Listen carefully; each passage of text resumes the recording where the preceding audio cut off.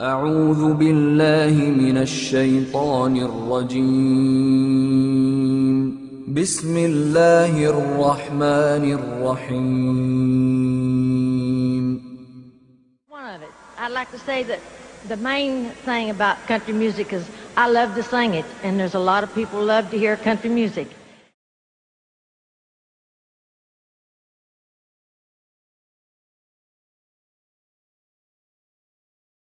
And you take, for instance, like Loretta Lynn. She says on national television, and I have the data on it, that I heard it myself. She said that she was made successful in her singing career by a dear friend of hers that was the same age as she, and died when she was 18 years of age. And Loretta was trying to get into the singing world, you know, but she says, I had no success at all. Until one night I was sitting in bed reading a book. And she says, who walks right through the wall with my friend? The spirit of my friend. And she said, Loretta, I'm going to make you a very famous person in singing Western country music. And I will be with you all the time. Trust me. And she says, she had a big concert once, and she was coming down with this bad cold. And she thought that her voice was going to give. She talked to her spirit and felt that she was going to be helped. And she got on the stage and she started to sing, and right in the middle of where she really needed the power at all. And her spirit friend tapped her on the shoulder and said, and started to sing for her. She said, her voice went through me, the power.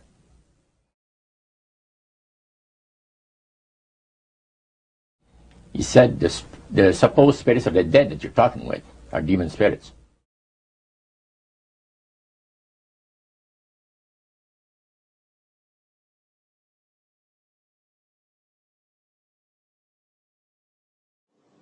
The Prophet said, alayhi salatu wasalam, about the false Messiah, Dajjal. He said, the hadith is in Kanzul Ummal, وَيُبْعَثُ مَعَهُ شَيَاطِينَ, that there would be shayateen, the evil jinn, evil spirits, who would be raised with the false Messiah, with Dajjal. يُشَبِّهُونَ بِالْأَمْوَاتِ, and these evil jinn, evil spirits, will assume human form. But they'll assume the human form of those who died long ago. يَقُولُونَ لِلْحَيِّ, and then they'll come and stand in front of you. And they will say, تَعْرِفُنِي? What's wrong, son? Don't you recognize me? I'm your father. Because he'll have the same physical features, complete with DNA and everything, of your father. He would have your father's voice. He'll have your father's memory. And he will declare, I am your father. Ana abuk. Ana akhuk. I am your brother who died 40 years ago. Aw dhu qarabatin min. Or he would impersonate someone else who is a close family member. The evil jinn taking human form and taking the form of those who died and coming before those who are living.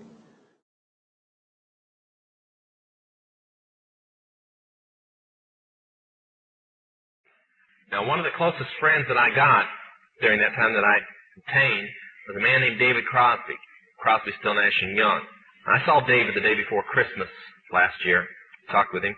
I got him away from this witch that he had with him. He told her to go shopping. We were in West Hollywood, and I was witnessing around to people I knew. We went off in this store, and we started talking. I said, David, I'd like to ask you a couple questions. I said, I already know the answers, but I've been gone for 5 years. I'd like to know if certain things are still the way they were when I left. I said, now I'll have to explain some of this when I'm done, because you're not going to understand it all unless you know something about music. I said, do they still take the master to the temple room? Dave said, yeah. I said, do they still have the coven conjure demons into the master?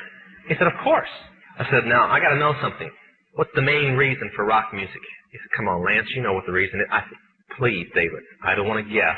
Tell me what the main reason is. He said, the same as when you were in, so that we can play spells on people that we couldn't cast spells upon. I'll explain what that means in a minute. I said, okay, one last thing. I've been hearing that you must be an initiated witch now to get a record contract. He said, that's right. He says, many of us that weren't total witches have to be witches now in order to produce music.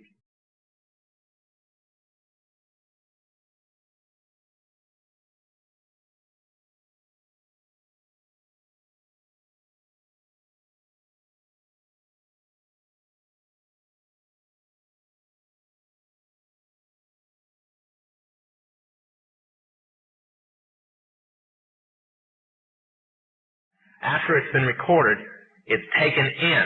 This is why a master's cut months in advance before it's released. On the full moon, it's taken in to a temple room about the size of this auditorium that is in every one of the major music companies, behind locked doors up in the executive offices. And it's placed on an altar sitting in the north of the room, and a pentagram engraved in the floor. And 13 hand-chosen witches and wizards and a coven come in and conjure a principality or a power up, usually Regia or something like that, and order him to tell the demons under him to follow every record and every tape coming off of that master. If that's too hard for you to believe, I'm sorry. That's why they do it.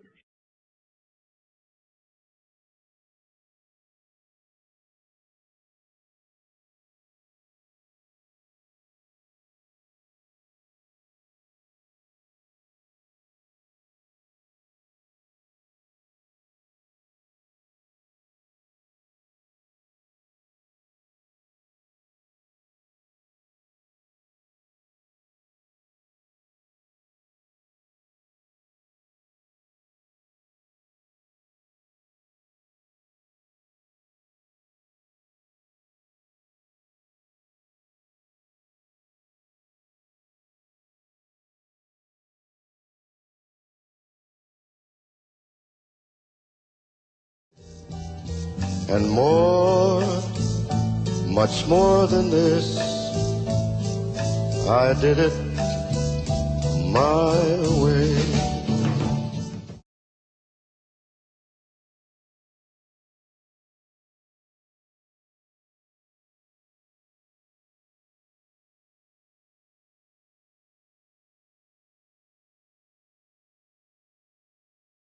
Hailed as one of history's Wolfgang Amadeus Mozart, a Freemason himself, composed a symphony, which was an open display of Freemasonry.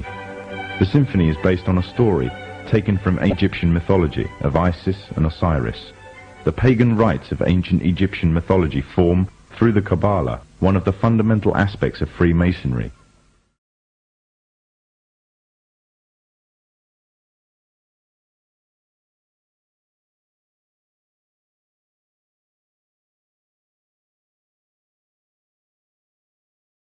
It is hard to overestimate the impact that the Beatles had on the world at large, as youth by the millions were given a form of emotional shock treatment.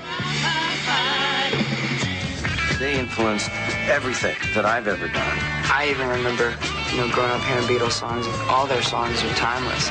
They built the structure for rock and roll. Beatles actually were bringing everybody along with them on their voyage of their discovery. Beatles went out and took the world by storm. I grew up with them. They helped us grow up. They got me arrested 3 or 4 times. I think they did a lot for society. Those songs are in my memory banks I think they're actually my genetic material. All-time favorite musical group? Beatles. Beatles.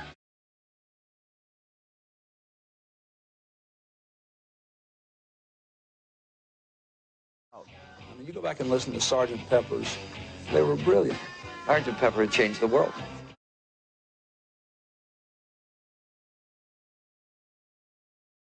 You notice that, again, there's an audience that is there. Ringo Starr made a statement about it. He said that they are people that they highly admired and respected. And up in the upper left-hand corner, you notice there's a bald-headed man. That man just so happens to be a guy named Aleister Crowley. The Beatles also placed a picture of occultist William Burroughs, who claimed to have become demon-possessed after killing his wife on the Sgt. Pepper's album. Also making the cast was the most popular starlet of the 1960s, Jane Mansfield. Mansfield was a high priestess in Anton LaVey's Church of Satan. Mansfield admitted to using her Satanism to both seduce and gain worldwide fame. The Beatles also placed a slew of Eastern gurus on the album. Incredibly, one of the people who was to be pictured on the album as part of the Beatles Club was none other than Adolf Hitler. Hitler was yanked presumably because he was considered too controversial to appear on the album. Hitler's picture can be seen on the sidelines just prior to the shooting of the album cover.